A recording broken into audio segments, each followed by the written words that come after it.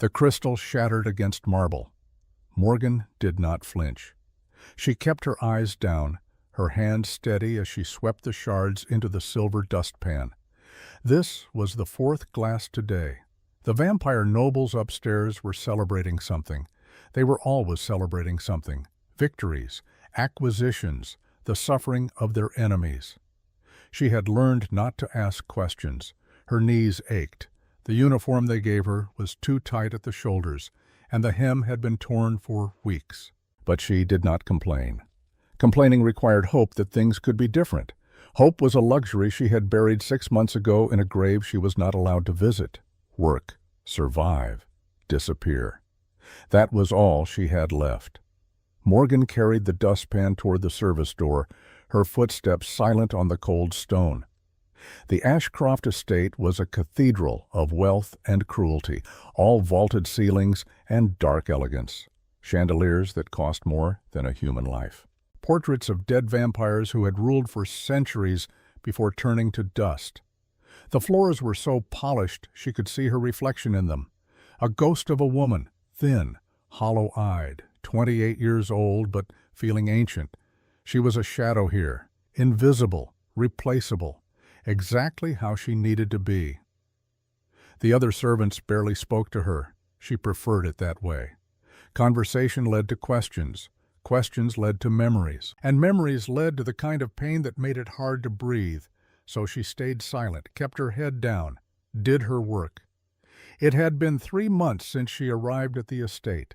3 months of scrubbing floors and changing linens and pretending she was not dying inside.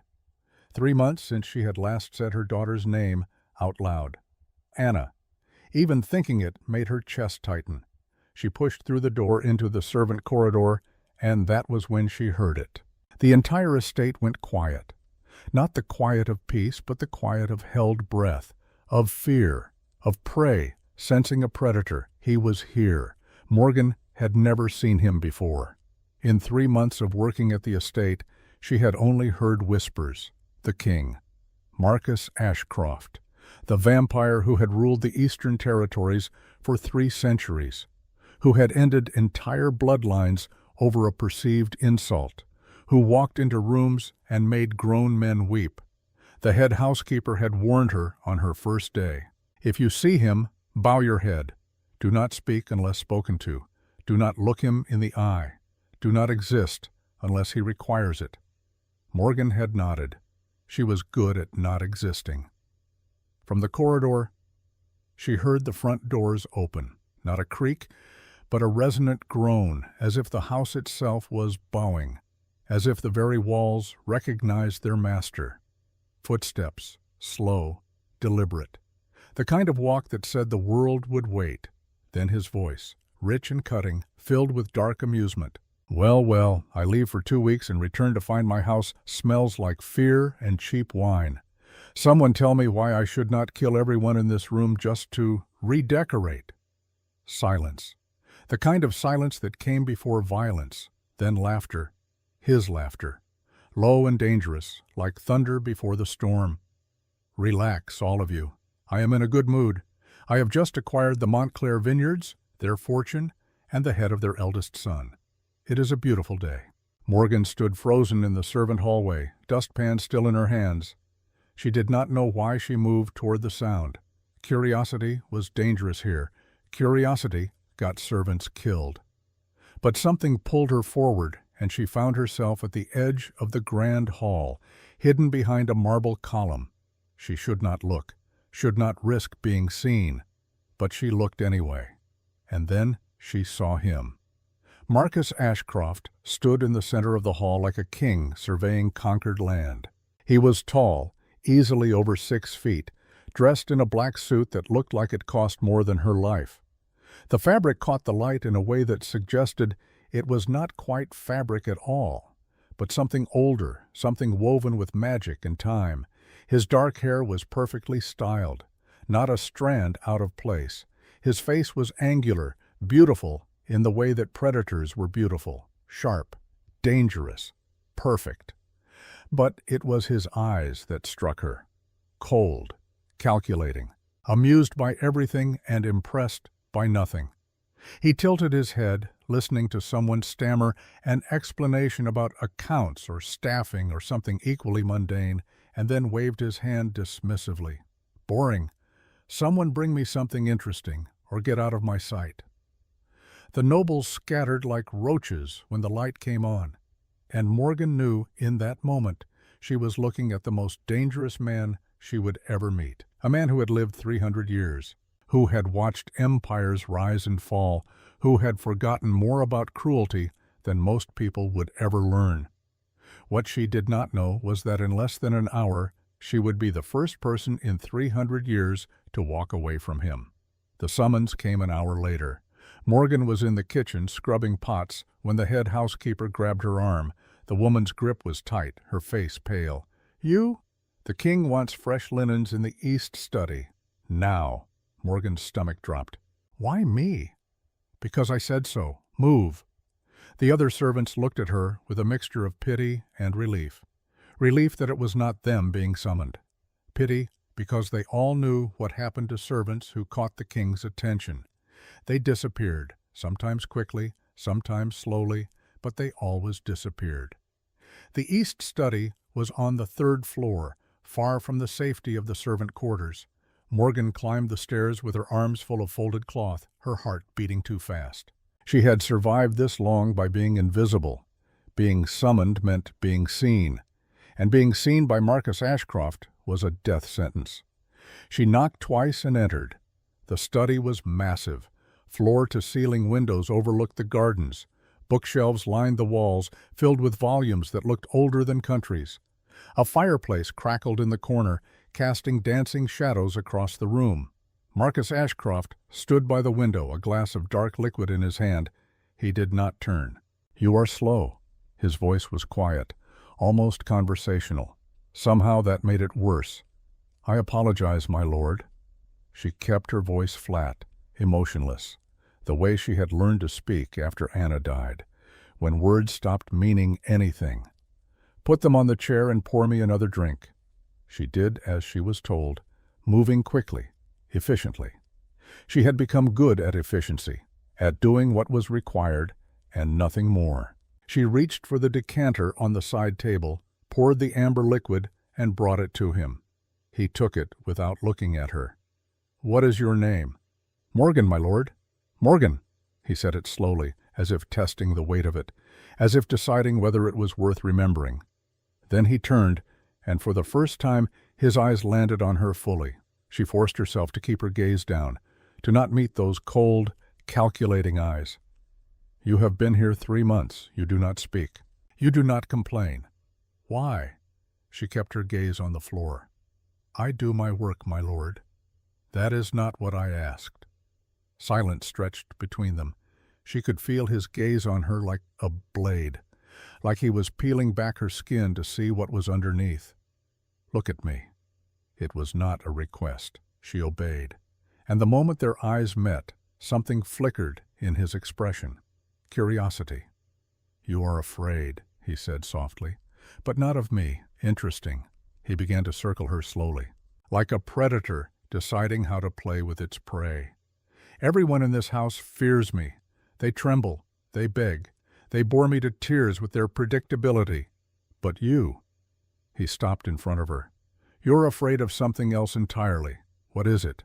"Nothing, my lord." His smile was sharp. "Liar." He leaned closer, his voice dropping to a whisper. "I could compel the truth out of you, make you spill every secret you have ever kept. Would you like that?" Her hands tightened into fists at her sides, but she said nothing. Marcus laughed, a genuine sound of delight. "Oh, you are brave. Stupid, but brave." He stepped back, swirling his drink, watching the liquid catch the firelight. "Tell me, Morgan, do you know what I do to people who waste my time?" "No, my lord." "I erase them." He snapped his fingers. "Like that. Entire families, entire legacies, gone. And do you know why?" She did not answer. "Because I can." He drained his glass and held it out to her. "Now pour me another, and tell me why a girl with fire in her eyes is scrubbing floors in my house." She took the glass, her fingers brushing his for just a second. Cold, lifeless, like touching marble. And she made a choice she did not fully understand. Maybe it was exhaustion, maybe it was grief, maybe it was the part of her that had died with Anna and did not care about consequences anymore. Because I have nowhere else to go. The honesty surprised even her. Marcus tilted his head, studying her with new interest. Finally, the truth, he smiled. You may go. She turned to leave, relief flooding her chest like cold water. Actually, no. Wait. She stopped, her hand on the door. I have changed my mind. You will serve me personally from now on. My quarters, my meals, my needs, whatever I require. Her blood ran cold. My lord, That was not a request. She turned back to face him, and the words came out before she could stop them, before her survival instinct could silence her. And if I refuse? The room went deathly silent. The fire crackled. The clock on the mantel ticked. Somewhere far away, a door closed. Marcus stared at her, and for a moment she thought he might kill her right there. Snap her neck, drain her dry, end her miserable existence. Part of her almost welcomed it, but then he laughed. A low, dangerous sound. Refuse? Do you have any idea who you are speaking to? Yes. Then you must have a death wish. Maybe I do. His eyes narrowed, the amusement fading into something colder. Careful, little maid. I have killed for less. Then kill me. Her voice was steady now, stronger than she felt. But I will not be your plaything. Marcus went still, completely still. For 3 long seconds, he did not move, did not breathe, just stared at her with an expression she could not read. And then slowly a smile spread across his face, not kind, not warm, predatory. You have courage. I will give you that. He leaned in close, his breath cold against her ear. But courage without power is just stupidity, and I do not tolerate stupidity. He straightened, adjusting his cuff with careful precision. Here is what is going to happen. You will do as I say, or I will make your life so unbearable you will beg me for death, and even then I might not grant it. He paused, letting the threat settle. Or you can walk out that door right now, leave this estate, and fend for yourself in a world that will chew you up and spit you out in a day. He crossed his arms. Choose. Morgan's mind raced. She had nothing, no family, no money, no future. Winter was coming, and she had nowhere to go. The village would not take her back. She had burned those bridges when she took this position, but she still had one thing, her dignity. And maybe that was all she had left. Maybe that was the only thing they had not taken from her when they lowered Anna into the ground. She looked him straight in the eyes. I would rather starve in the streets than be owned by you. Marcus blinked once, twice, and then his expression shifted into something unreadable, something almost like respect. You are serious. Yes. He stared at her for a long moment, and then he laughed again. But this time it was different, lighter, almost genuine, incredible. He shook his head as if he could not quite believe what he was hearing. Do you know how many people would kill for the opportunity to serve me personally, to be in my presence? Then hire one of them. His smile faded. Excuse me? She straightened her shoulders, lifted her chin. You said I could leave, so I am leaving. She turned and walked toward the door. Stop. She did not. I said stop. She reached for the handle. And then he was in front of her. She had not seen him move. One moment he was across the room. The next he was blocking her path, his hand pressed against the door above her head. She could feel the cold radiating off him, the absolute stillness of something that had not been alive for centuries. His voice was low, deadly. No one walks away from me. She met his gaze, her heart pounding so hard she was sure he could hear it. I just did. For 3 long seconds, neither of them moved. His eyes searched hers, looking for fear, for weakness, for the moment she would break. But she had already broken 6 months ago when she held her daughter and felt her go still. There was nothing left to break. And then Marcus did something he had not done in 300 years. He stepped aside. Morgan did not wait, did not hesitate, did not look back. She pulled the door open and walked out, her legs trembling, her hands shaking. She made it down the hallway, down the stairs, past the kitchen where the other servants stared at her in shock, past the servant door, and into the cold night air before her knees gave out. She collapsed against the stone wall, gasping for breath. Inside the study, Marcus stood in the center of the room, staring at the open door. His hand was still raised, frozen in the space where she had been. And for the first time in 3 centuries, the vampire king, who had conquered nations, destroyed bloodlines, and never lost a single battle, felt something he thought he had forgotten: powerlessness. He whispered into the empty room, "What just happened?"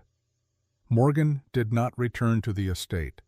She spent the night in an abandoned chapel 3 miles down the road, shivering in her torn uniform, wondering if she had just made the worst mistake of her life. The chapel was small, old. The roof leaked and the pews were rotting, but it was shelter. She curled up in a corner and tried to sleep. But every time she closed her eyes, she saw Anna's face, heard her voice, felt the weight of her small body growing lighter and lighter until there was nothing left but absence. And now she was alone in an abandoned chapel with no money, no food, and no plan. But every time she thought about going back, about bowing her head and apologizing, something inside her recoiled. She would rather die free than live as a toy. By morning, hunger had set in. Real hunger, the kind that made her hands shake and her vision blur. She had no money, no food, nowhere to go. Reality was a cold, brutal teacher. But still, she did not go back. Inside the Ashcroft estate, Marcus had not slept. He stood in his private chamber, staring at his reflection in the gilded mirror, the same reflection he had seen for 300 years, unchanging, unaging, perfect and dead. His brother Adrian sat in the corner, watching him with barely concealed amusement.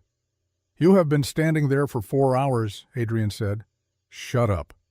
"She really got under your skin, did she not?" Marcus turned sharply. "No one gets under my skin." "Then why do you look like someone stole your favorite curse?" "I said shut up." Adrian grinned. He was younger than Marcus, only 220 years old, still young enough to find humor in things. "You let her walk away."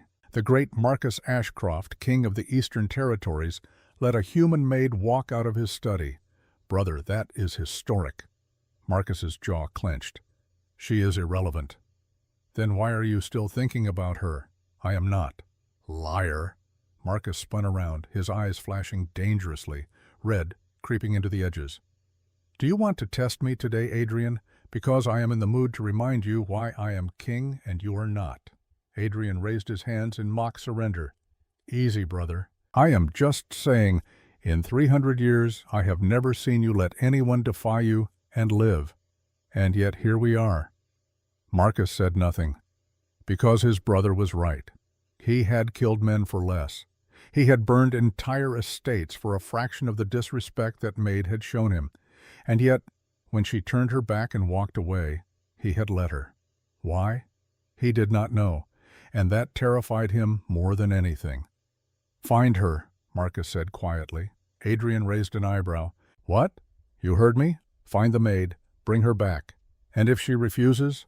Marcus's smile returned, cold and sharp. "Then make her understand that refusing me is not an option." Adrian stood, brushing off his coat. "You're obsessed. I am curious. Same thing. Just do it." Adrian headed for the door, then paused. "And when I bring her back, what exactly are you planning to do with her?" Marcus did not answer, because he did not know that either. All he knew was that no one walked away from him. No one. And if she thought this was over, she was very, very wrong. They found her by midday. Morgan was in the market square, trying to trade her apron for a loaf of bread when 2 vampires appeared on either side of her. She recognized them immediately. The king's guard, tall, dressed in black, eyes that saw everything. "Come quietly," one of them said. "No." The other one sighed. "We were told you would say that."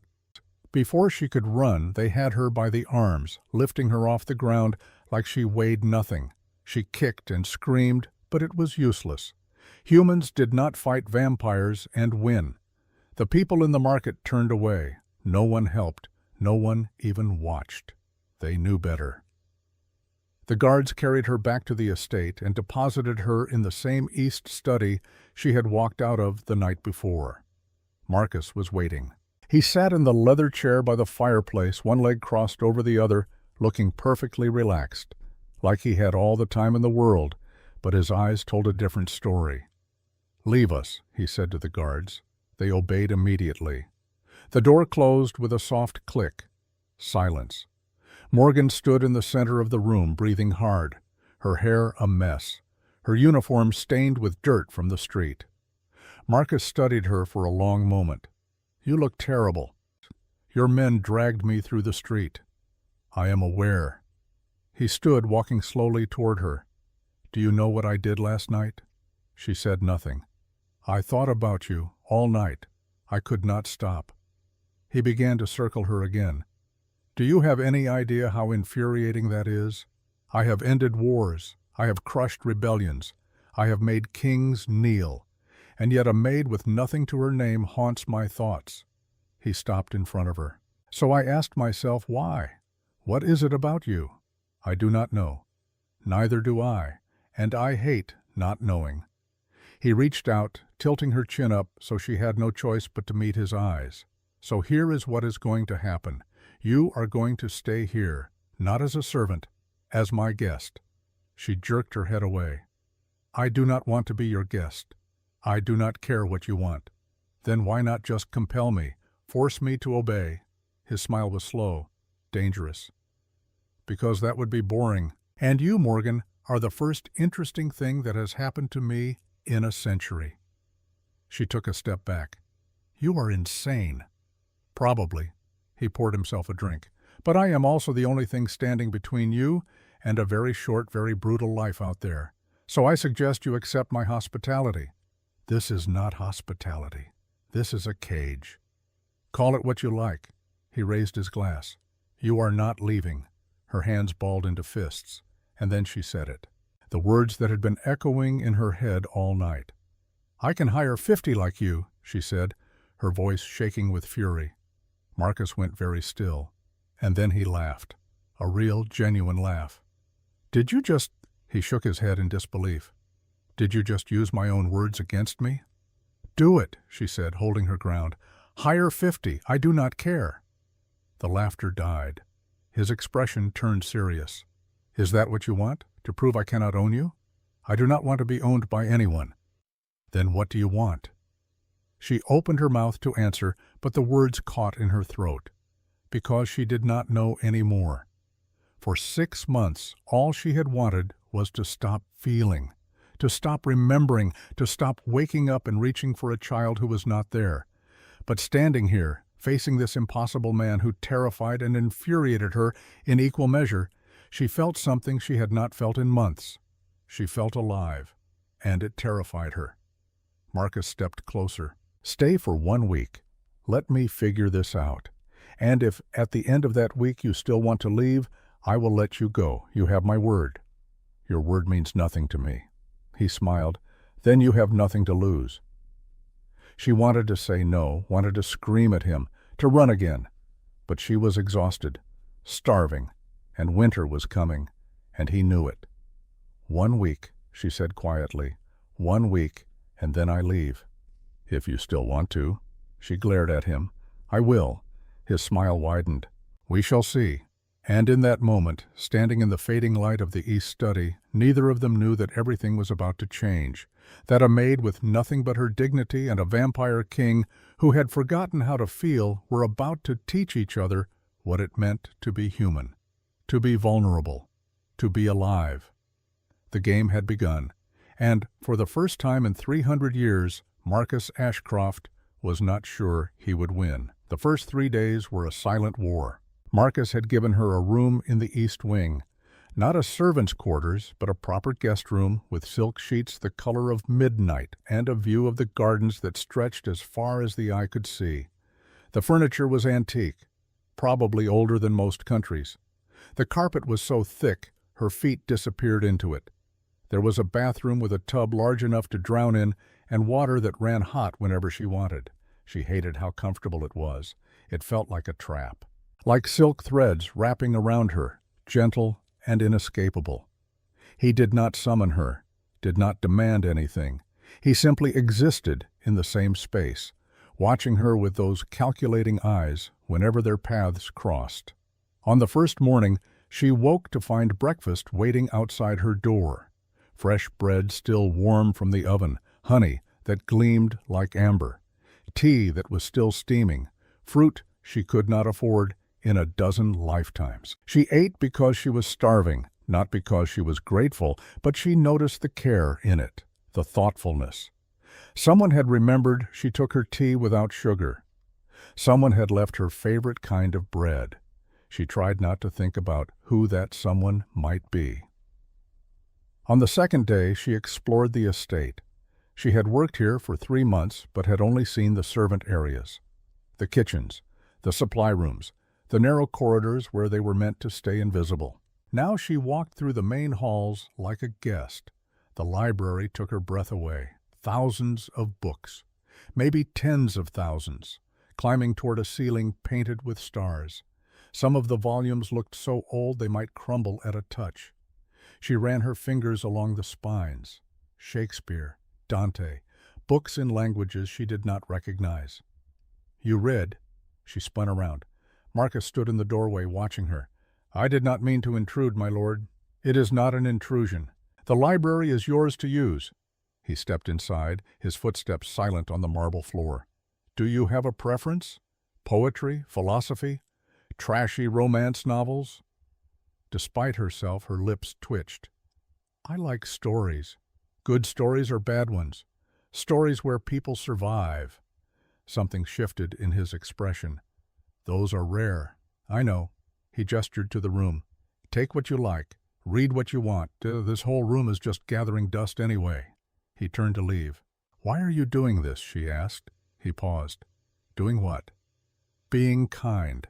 He looked back at her. "I am not being kind. I am being curious." And then he was gone.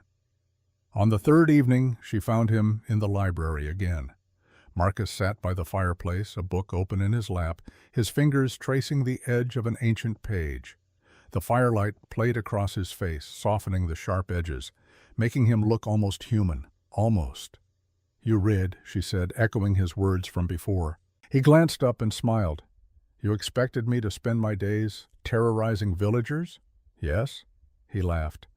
"I do that on weekends." He closed the book carefully, reverently. "Come here." She hesitated, then stepped closer. The fire was warm. The chair across from him looked comfortable. She had been on her feet all day, walking the gardens, trying to make sense of her situation. She sat. He held up the volume. "Do you know what this is?" "No." "A journal, my mother's." His voice was softer now, different from the cold mockery he usually wore like armor.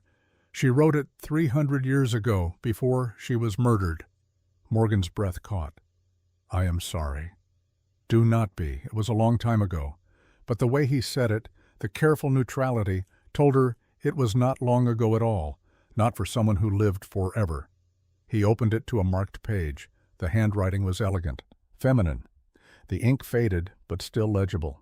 She wrote about love, about how dangerous it is for our kind, how it makes us weak. He looked at her. "Do you believe that?" Morgan thought about Anna, about holding her daughter while her small body grew still, about the way love had carved her open and left her bleeding. "I used to think love was the most beautiful thing in the world," she said quietly. "Now I think it might be the most dangerous." Silence settled between them. Not uncomfortable, just heavy with truths neither wanted to speak. "Why are you telling me this?" she asked. "Because you asked why I am the way I am. This is why." He set the book down gently. "My mother loved my father more than anything, King Alaric Ashcroft. He was powerful, feared. But she saw something in him that no one else did." He stared into the fire. "And when his enemies discovered that, they used it against him. They killed her to hurt him." tortured her for days. Made sure he knew, made sure he heard her screaming. His voice was hollow now, and it worked. What happened to him? He went mad with grief, burned entire cities looking for revenge, killed thousands, and when he finally found the ones responsible, he made them suffer for decades before he ended them. Marcus's eyes were distant, lost in memory. He kept them in the dungeons, fed on them just enough to keep them alive, made them watch as he destroyed everyone they ever loved, their families, their friends, their entire bloodlines. He paused, and then, when there was nothing left to destroy, when they begged him for death, he granted it. Morgan felt cold, and then he walked into the sun and ended himself. The words hung in the air. I was 17 when I watched my father turn to ash. 17 when I learned that love was the most dangerous weapon in the world. His voice cracked just slightly, and I promised myself I would never be that weak, that I would never care about anything enough to be destroyed by it. He looked at her, and she saw something raw in his eyes. Love is a weakness I cannot afford. She should have stayed silent, should have let the moment pass, should have nodded and changed the subject, but she did not. Love is not weakness, she said quietly. Grief is not weakness. What your mother and father had, that is strength. His jaw tightened. You know nothing about it. I know about loss. Do you? Yes. Something in her voice made him pause, made him look at her differently. Tell me. She shook her head. No. Why not? Because you will use it against me. He stood, moving toward her, not threatening, just close enough that she could feel the cold radiating off him. I gave you my truth. Give me yours. Your truth was a story. Mine is still bleeding. His expression softened, just for a second, just enough for her to see the man underneath the monster. Try me. She looked away, at the fire, at the books, at anything but his eyes. I had a daughter. The words came out broken, barely a whisper. The air in the room changed, went still. Marcus went very still, too. Had. It was not a question. She died 6 months ago. Fever. I could not afford medicine. Her voice cracked, but she forced herself to continue. I worked 3 jobs, begged everyone I knew, sold everything I owned, and it was not enough. She forced herself to meet his gaze. She was 4 years old. Her name was Anna. She loved stories. She loved flowers. She was afraid of the dark, so I would sit with her every night until she fell asleep. Tears burned her eyes, but she refused to let them fall. And I held her while she died because I was too poor to save her, because in this world money matters more than life, because I failed her. A tear escaped, just one.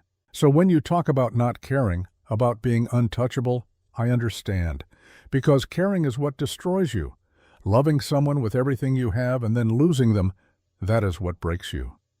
She wiped the tear away roughly. That is why I am here. That is why I have nothing, because everything I had died with her. Marcus said nothing for a long moment.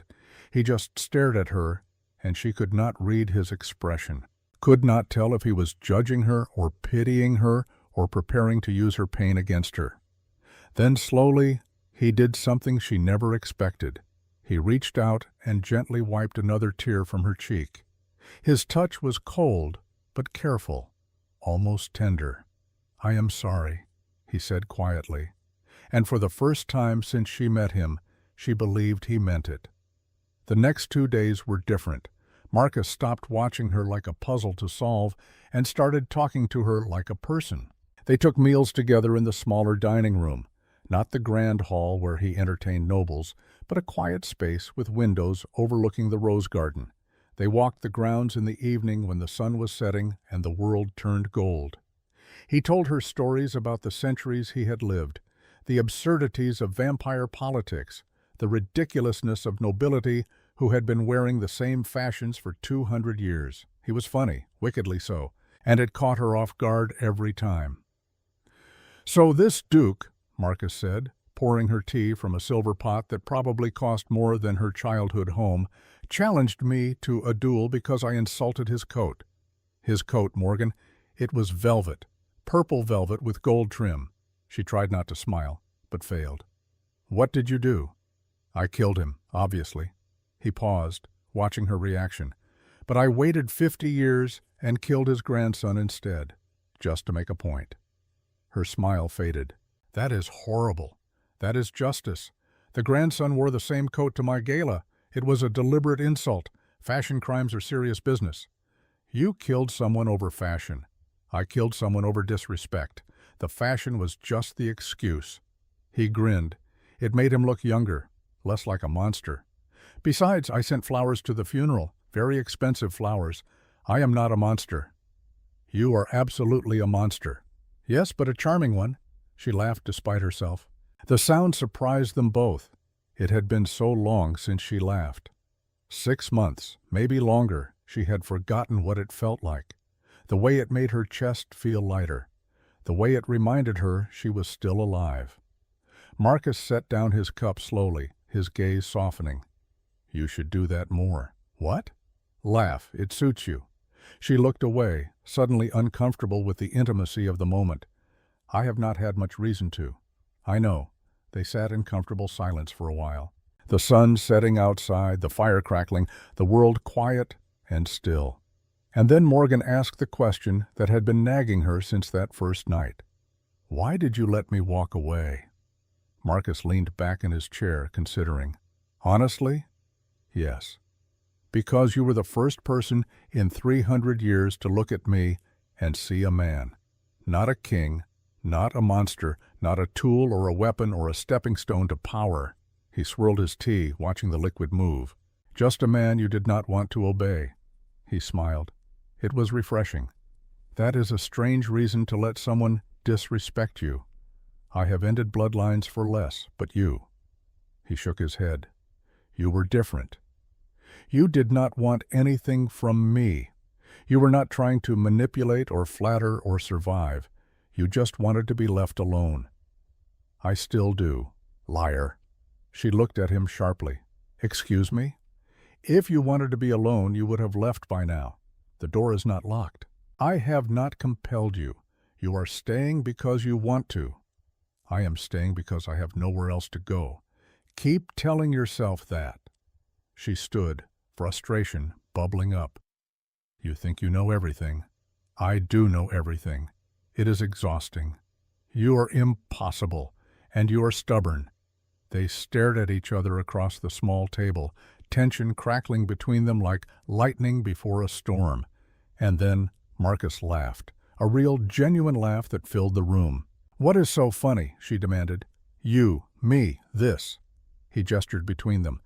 I have fought wars that were less intense than a simple conversation with you. Despite herself, her lips twitched. Good. You deserve to be challenged. His smile widened. Yes, I think I do. That night, Morgan sat by the window in her room, looking out at the stars. They were the same stars she used to show Anna, the same constellations she used to trace with her finger while her daughter's small hand held hers. But for the first time in 6 months, thinking about Anna did not make her want to die. It made her remember what it felt like to love, to care, to hope for something better. And she realized that Marcus had done that. Somehow this impossible, infuriating vampire had reminded her what it felt like to be alive. It terrified her. Down the hall, Marcus stood in his study, staring at the same stars through different windows. He had spent 3 centuries building walls, perfecting his cruelty, ensuring no one could ever hurt him the way his father had been hurt. And in less than a week, a grieving maid with sad eyes and a sharp tongue had started to crack them. He could feel it happening, the softening, the vulnerability, the dangerous hope that maybe, just maybe, he could be something other than what he had made himself. He should send her away, should compel her to forget him and disappear into the world where she belonged. But he would not, because for the first time in 300 years, Marcus Ashcroft was not bored. He was terrified. And that was worth everything. The week was almost over. Morgan woke on the 6th morning feeling something she had not felt in months. Hope. It was fragile. Tentative. Like the first flower pushing through snow. But it was there. She dressed carefully, taking time with her hair for the first time in forever. The dress Marcus had left for her was simple but beautiful, deep green. It made her feel like a person again instead of a ghost. She made her way to the dining hall, expecting to find Marcus waiting with his usual smirk and some absurd story about a century-old grudge. Instead, she found chaos. The hall was filled with vampires, at least 24 of them, all dressed in dark finery that screamed old money and older power, all radiating the kind of authority that made humans instinctively bow their heads. And at the center of them stood a woman with silver hair and eyes like frozen steel. She was beautiful in the way that predators were beautiful, sharp, dangerous, perfect. "Ah, there she is," the woman said, her voice dripping with contempt. "The human pet." Morgan froze in the doorway. Marcus stood near the fireplace, his expression unreadable, closed off in a way she had not seen since that first night. He did not look at her. "Victoria," he said calmly, too calmly, "I did not realize you were bringing the entire council for a social visit." The woman, Victoria, smiled coldly. "The council is concerned, Marcus. The rumors have reached us. Whispers that the great king has grown soft, that he is keeping a human woman in his private quarters like some lovesick fool." Murmurs rippled through the crowd of vampires, some amused, some disgusted, all watching Morgan like she was an insect they were deciding whether to step on. "We cannot have that," Victoria continued, circling the room like she owned it. "Not when the Southern Territories are looking for weakness, not when our enemies are watching for any crack in your armor." Marcus's jaw tightened almost imperceptibly. "My private affairs are none of the council's concern. Everything you do is our concern. You are the king." Victoria gestured toward Morgan without looking at her, as if she was beneath notice. "So tell us, what is she? A meal? A toy? A moment of weakness you are indulging before disposing of her?" The room went silent. Every vampire turned to look at Morgan. She stood there frozen, feeling their cold eyes on her skin, feeling their judgment, their amusement, their contempt. Marcus finally looked at her. And for 1 second, just one heartbeat, she saw something in his eyes, something soft, something real, something that looked almost like an apology. Then it vanished. His expression went cold, closed, the mask sliding back into place with practiced ease. "She is nothing," he said. The words hit her like a physical blow. "A distraction," he continued, his voice cold and casual, bored even. "Something to pass the time. You know how dull these winters can be." Laughter rippled through the council, cold, cruel, delighted by the confirmation of what they already believed. "I could hire 50 like her," Marcus added, waving his hand dismissively. "She is replaceable, forgettable. When I tire of her, I will dispose of her like the rest." Victoria smiled, satisfied. "There is the king we know." Morgan could not breathe. She stood there, frozen, as the vampires laughed and nodded and looked at her like she was less than nothing. And Marcus did not even glance her way. All those conversations, all those moments by the fire, all those soft looks and genuine laughs, lies, all of it. She was a fool, a stupid, naive fool who had let herself believe that a monster could be anything other than what he was. She turned and walked out. No one stopped her. No one even noticed. She made it to her room, grabbed her few belongings, and headed for the servants' exit. Her hands were shaking. Her chest felt like it was caving in, replaceable, forgettable, nothing. The words echoed in her head with every step. She was halfway across the garden when she heard him. "Morgan, stop." She kept walking. "I said stop." "Go back to your council," she said without turning. "Go back to your lies." He appeared in front of her, blocking her path, moving faster than her eyes could track. His expression was strained, conflicted, nothing like the cold mask he had worn in the hall. "What you heard in there, it was not real." It sounded real. I was protecting you." She laughed. It came out bitter and broken. "Protecting me? By calling me nothing? By saying I was replaceable? If they thought you mattered to me, they would use you. They would hurt you to hurt me." His voice was urgent now, raw. "I have seen it happen before. I will not let it happen again. So you humiliated me instead. I kept you alive. You broke me." Her voice cracked. "I trusted you. I told you things I have never told anyone. About Anna, about my grief, about the parts of me that are still bleeding." She stepped back, tears streaming down her face. "And you stood there and let them laugh at me." "Morgan, no." She held up her hand. "You want to know the difference between you and me? I have lost everything. My daughter, my home, my hope, and I still chose to be kind. I still chose to see good in people." She looked at him and saw him flinch. "I saw good in you." He reached for her. "Please, do not touch me." She jerked away like his hand was fire. "You were right the first time. Love is weakness. And I was weak enough to think you were worth loving." The words landed like a killing blow. Marcus went very still. "Goodbye, Marcus." She walked past him.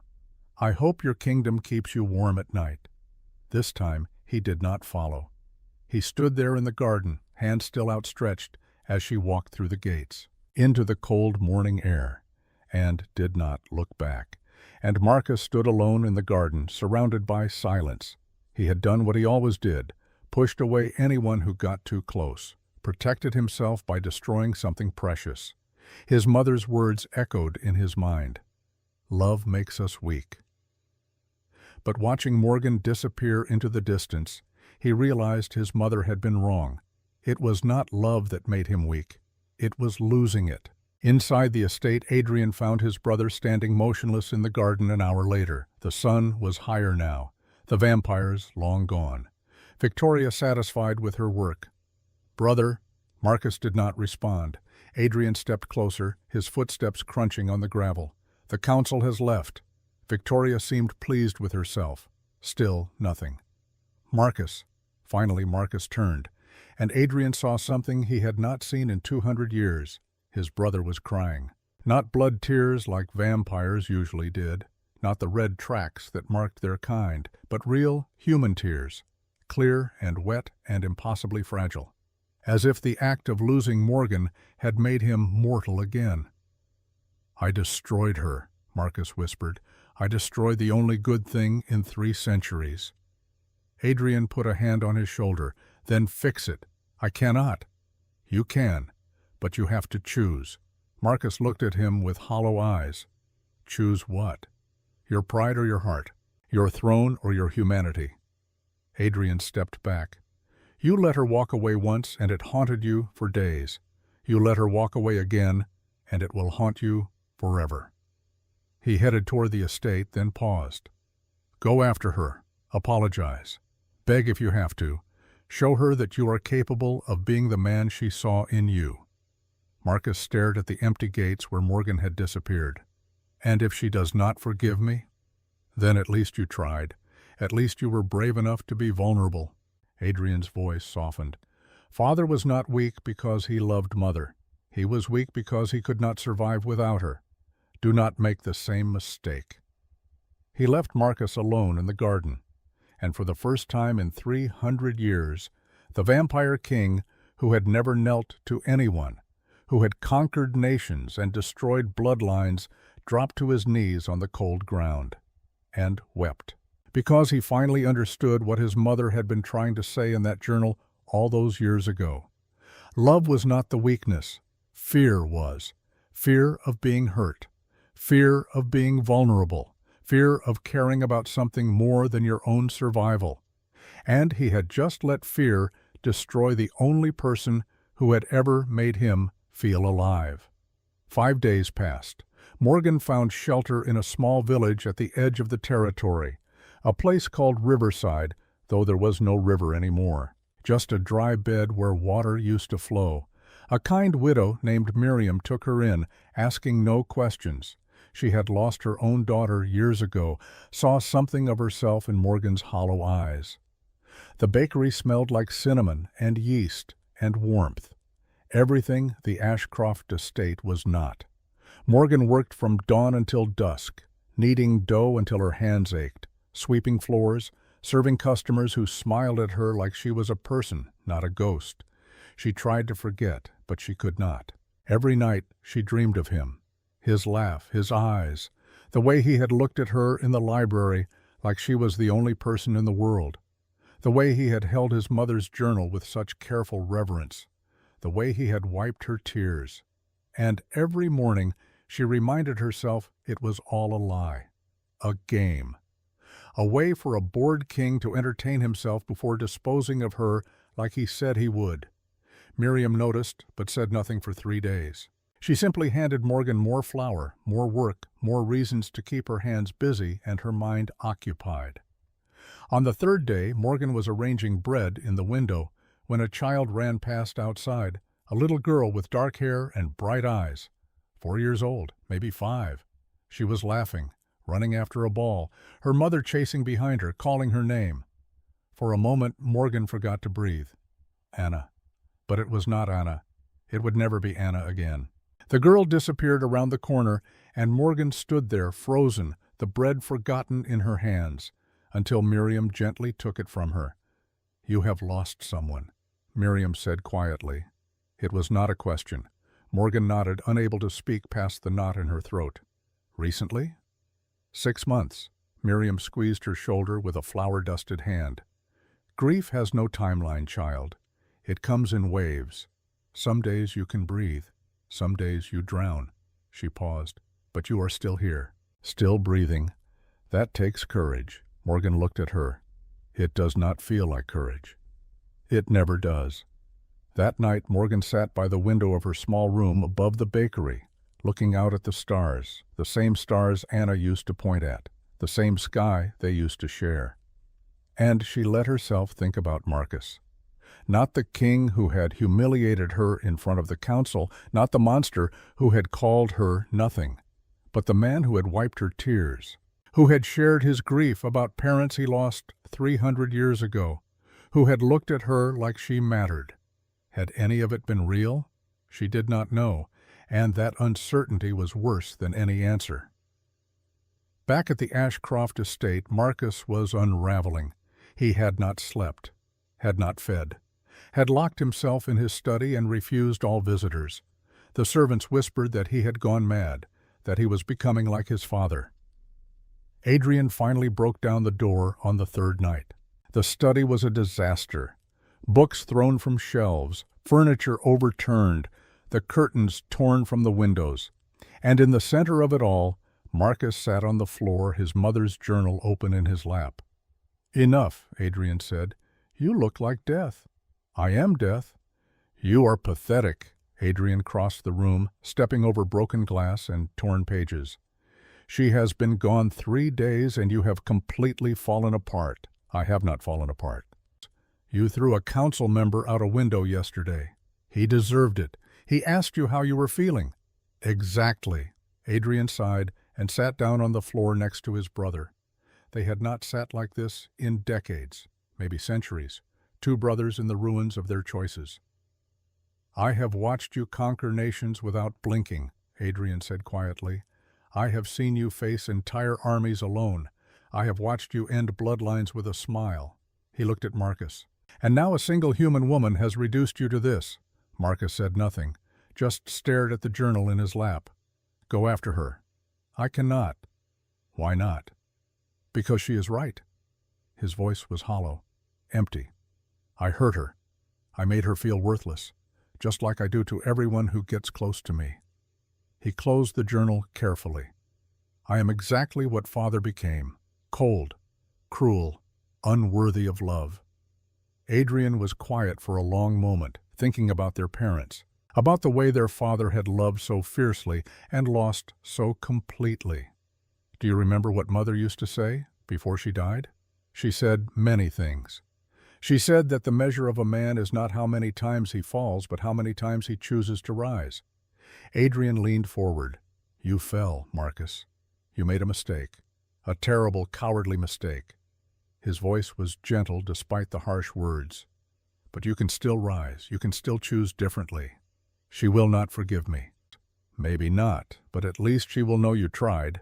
Adrian stood, offering his hand.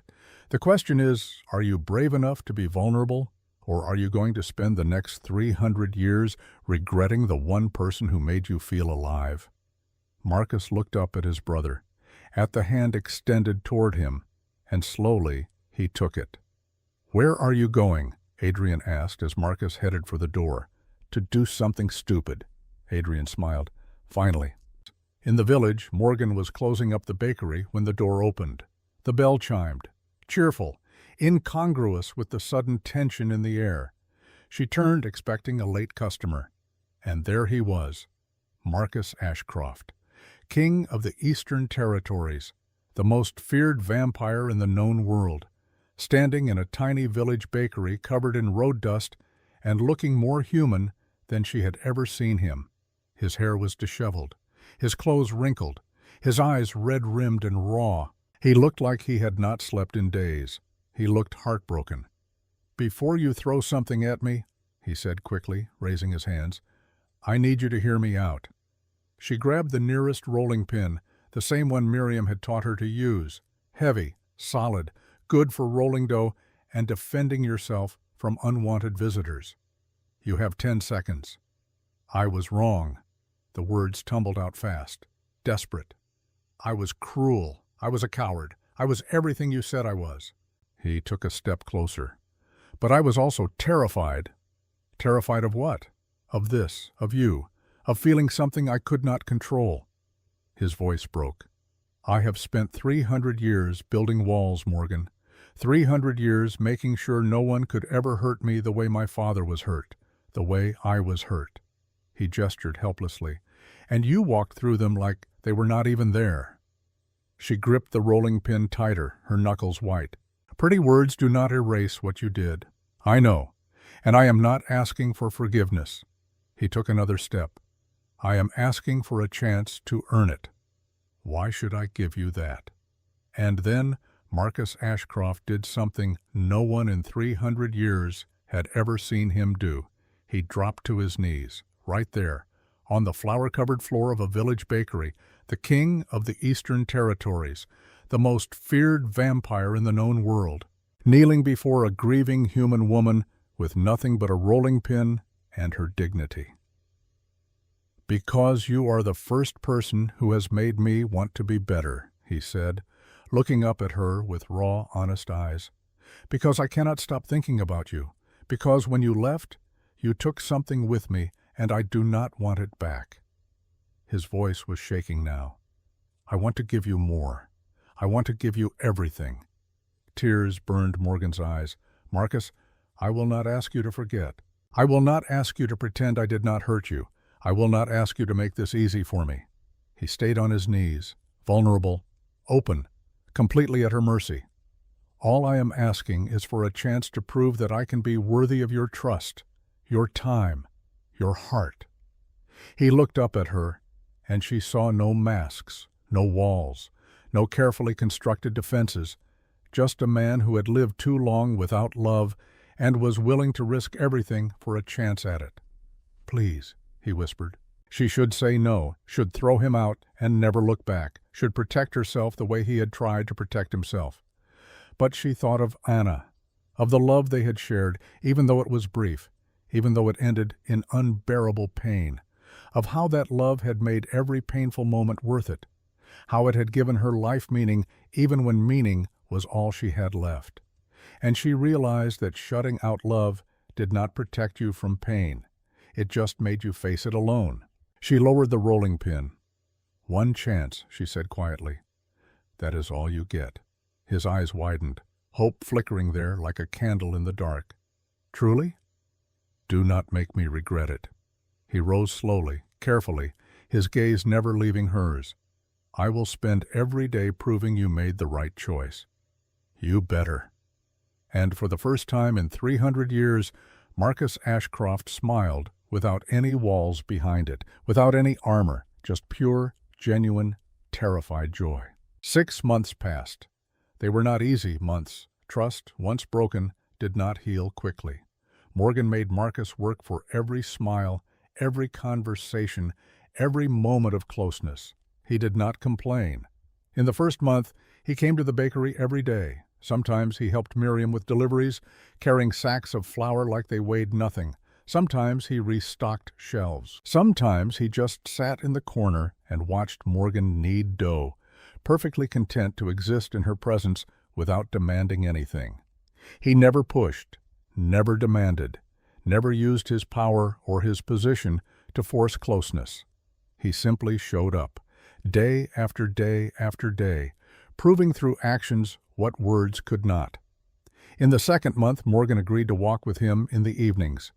They talked about small things at first, the weather, the village, the customers at the bakery, anything but the past. Slowly, carefully, like building a house one brick at a time, they rebuilt what had been broken. He told her about the centuries he had lived, not the grand conquests or the terrible violence, but the small moments. The time he watched the first sunrise after becoming a vampire and cried because he would never see another. The way music had changed over the years, the books he loved. She told him about Anna, not just the grief, but the joy. The way her daughter used to laugh, the stories she loved, the games they played. And slowly, the wounds began to heal. In the third month, Marcus invited her back to the estate for dinner. She hesitated at the gates, memories flooding back, the humiliation, the betrayal, the cold laughter of the council. But he took her hand gently. "You do not have to come inside. We can turn around right now. The choice is yours. It will always be yours." She chose to go in. The estate had changed. The council members who had laughed at her were gone. Marcus had restructured everything, bringing in vampires who valued honor over cruelty, who saw humans as equals, not cattle. Victoria Stone had been stripped of her position and exiled. Her supporters scattered. Adrian greeted Morgan at the door with a genuine smile. "Welcome back," he said warmly. "My brother has been insufferable without you." "I heard that," Marcus called from the dining room. "You were meant to." Morgan smiled despite herself. The dinner was simple, just the three of them. No grand displays, no political maneuvering, just family. And when Marcus walked her back to the village that night, he kissed her hand at the door like a gentleman from another era. "Thank you," he said quietly. "For what?" "For giving me a chance to be better." In the fourth month, Marcus told her everything, about the loneliness of immortality, the way years blurred together until they meant nothing, the endless cycle of watching everyone you cared about age and die while you remained unchanged. "I thought if I never cared, I could never be hurt," he said as they sat in the library at the estate. "But all I did was hurt myself and everyone around me." He looked at her. "You taught me that being vulnerable is not weakness. It is the bravest thing a person can do." She reached across the small table between them and took his hand. His skin was cold as always, but somehow it felt less dead, more alive. "You are learning. I have a good teacher." In the fifth month, Victoria Stone tried one last time to destroy their happiness. She sent assassins to the bakery, 3 of them. Young vampires hungry for approval and too stupid to know they were being used. They never made it past the door. Marcus had stationed guards around the village without telling Morgan, not to control her movements or limit her freedom, but to protect her from the enemies he had made over 3 centuries. When she found out, she was furious. "I do not need you to protect me." They were in her room above the bakery, the small space suddenly feeling smaller with his presence filling it. "I know," he said calmly, "but I need to know you are safe. There is a difference. You should have told me." "You are right, I should have. I am sorry." The apology deflated her anger. He was getting better at those, at admitting when he was wrong instead of justifying every action. They argued for another hour anyway, about boundaries, about trust, about the difference between protection and control. And then Morgan kissed him. She did not plan it, did not think about it, just closed the distance between them and pressed her lips to his. He froze for a second, shocked. Then he kissed her back with 300 years of loneliness and longing poured into a single moment.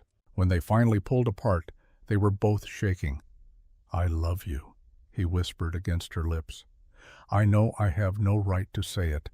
I know I do not deserve you. But I do. I love you." Morgan's eyes filled with tears. "I love you too." She laughed even as she cried. "And I hate that I do. I hate that you made me care again. I hate that you made me hope." "I know." He held her close, his cold body wrapped around her warmth. "I know." In the 6th month, Marcus asked her to marry him, not in some grand gesture with witnesses and ceremony, but quietly, in the library, while they were reading together by the fire. "Marry me," he said, looking up from his book. She stared at him. "What?" "Marry me. Be my wife, my partner, my everything." He set the book down carefully. "I know I am difficult. I know I have 3 centuries of bad habits to unlearn. I know I will make mistakes and hurt you and drive you mad." He reached for her hand. "But I want to spend the rest of your life trying to deserve you, however long that is, however many years we have together before time takes you from me." His voice cracked. "I want every moment." Morgan's heart pounded. "The rest of my life? What about the rest of yours? I will love you until the sun burns out, and then I will find a way to love you in the darkness." She closed her book. That was almost poetic. Almost? "You are getting better." She smiled through tears. "Yes, I will marry you." He pulled her into his arms and held her like she was the most precious thing in the world, and for the first time in 300 years, Marcus Ashcroft wept tears of joy. The wedding took place in the estate gardens on a warm autumn evening. The guest list was small. Miriam, Adrian, a few trusted friends from both worlds, and the entire village of Riverside, who had taken Morgan in when she had nowhere else to go. No grand council. No political maneuvering. No vampire aristocracy sneering at the human who dared marry a king. Just people who genuinely cared about them. Morgan wore a simple white dress with red roses woven into her hair, a gift from Miriam, who had stayed up 3 nights sewing it. She walked down the aisle alone, head held high. No one to give her away because she belonged to no one but herself. Marcus waited at the altar, and when he saw her, his breath caught. Even after 300 years of perfect vampire control, she could still take his breath away. "You are stunning," he whispered as she reached him. "You are biased." Completely. The officiant began the ceremony, but neither of them was really listening. They were lost in each other's eyes, in the impossible miracle of finding love in the darkest of places. When it came time for vows, Marcus spoke first. "I once told you I could hire 50 like you." He smiled, and she saw the memory flash through his eyes. That first night, that first confrontation, I was a fool. There is no one in any century, in any realm, in any lifetime who could ever compare to you. His voice grew stronger, more certain. "You walked into my life and demanded better from me, and I will spend every day of forever trying to be the man you deserve." He squeezed her hands. "Thank you for giving me a chance. Thank you for teaching me that love is not weakness. Thank you for making me human again." Morgan blinked back tears. "I once told you to do your worst, and you did." She smiled through the tears. "You gave me your best instead." She took a breath. "You gave me hope when I had none, a family when I thought I lost mine, a love I never believed I deserved." Her voice broke. "I am not afraid anymore, because I know, no matter what comes, you will be there. Always," he said. "Always," she echoed. And when they kissed, the entire garden erupted in cheers, humans and vampires together, celebrating something that should have been impossible, proving that sometimes the best stories are the ones that defy every rule. 1 year later. Morgan stood in the library, holding Marcus's mother's journal. It was late. The estate was quiet, peaceful in a way it had never been in 300 years. She heard footsteps and turned to find Marcus in the doorway, He was still in his day clothes. Still had that slight disarray that meant he had been working in his study, trying to build a better world for their future. "Could not sleep?" he asked. "I was reading." She held up the journal. "I hope you do not mind." "Not at all." He crossed the room and wrapped his arms around her from behind, resting his chin on her shoulder. "What does it say?" She wrote about fear, about how it can masquerade as strength, how it can make us build walls so high we forget there is a world outside them. Morgan turned in his arms to face him. She was wrong about love being weakness, but she was right about fear. Marcus kissed her forehead gently.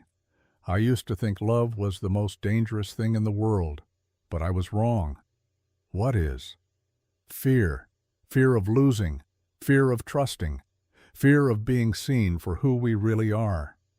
He looked at her with eyes that held 3 centuries of pain and 1 year of healing. "You taught me that." Morgan smiled. "We taught each other." They stood in the firelight, wrapped in each other's arms. 2 broken people who had found a way to be whole together. "Do you ever regret it?" Marcus asked quietly. "Giving me that second chance?" "Every day." He pulled back, genuine hurt flashing across his face. She laughed. "I am joking, mostly." She touched his cheek. "You drive me insane. You are stubborn and dramatic, and you still think you know everything. But you are also kind and brave, and you make me laugh, and you love me like I am the only person in the world." She kissed him softly. "So no, I do not regret it." He held her close. "I do not deserve you." "Probably not, but you are stuck with me now." They stood together as the fire died down to embers. Outside, the moon rose over the Ashcroft estate, casting silver light over gardens that had once known only darkness. Inside, 2 people who had both lost everything had found something neither of them expected. A second chance, a new beginning, a love that had survived grief and fear and 300 years of walls. Morgan rested her head against Marcus's chest, listening to the silence where his heartbeat should have been. And she realized something fundamental. Love was not about finding someone perfect. It was about finding someone willing to change, someone brave enough to be vulnerable, someone who chose you every single day, even when it was hard, especially when it was hard. Marcus thought of his father, who had burned cities for love and then burned himself when it was gone. But Marcus had learned a different lesson. Love was not what destroyed his father. Fear was. Fear of living without it. Fear of being alone. Fear of facing the world vulnerable and open. Marcus had that same fear now, every day, every moment. But Morgan had taught him that fear did not have to be the end of the story. It could be the beginning. "I used to think," Marcus said softly, "that the bravest thing I ever did was conquer kingdoms." Morgan looked up at him. "And now?" "Now I know the bravest thing I ever did was kneel on the floor of a bakery and ask you to give me another chance." She smiled. "That was pretty brave." "Terrifying, actually." "Good." She kissed him. "You should be terrified. It means you care." He held her close as the last embers died in the fireplace. Outside, the moon set over the Ashcroft estate, the sky beginning to lighten with the approach of dawn. And inside, 2 people who had both lost everything held on to what they had found. Not perfection, not certainty, but something better. Hope, choice, love. The vampire king who learned to kneel, and the maid who taught him how to rise. Together they had proven that the greatest power in the world was not the ability to destroy. It was the courage to build, to forgive, to try again. Marcus looked down at Morgan and saw his entire future in her eyes. However long it lasted, however many years they had before time took her from him, he would make every moment count. "I love you," he whispered. "I love you too." And in that quiet moment, in a library filled with centuries of history and pain and loss, they understood the truth. They were exactly where they were supposed to be.